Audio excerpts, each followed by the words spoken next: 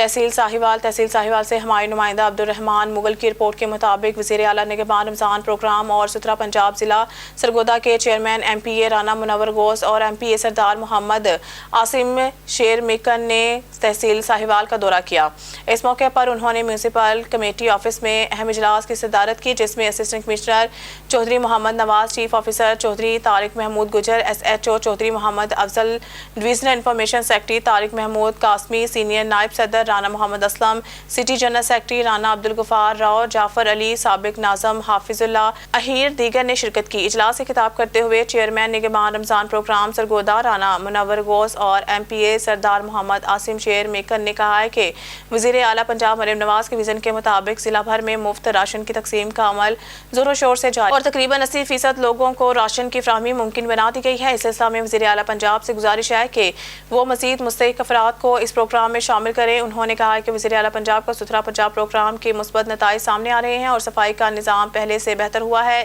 اس پر مزید محنت کر کے اسے جامع پلان مرتب کر کے کامیاب بنائیں گے، جبکہ اس سلسلہ میں کسی قسم کی کوئی کوتاہی یا غفلت برداشت نہیں کی جائے گی۔ عبدالرحمان مغل 12 نیوز تحصیل साहिवाल سرگودا۔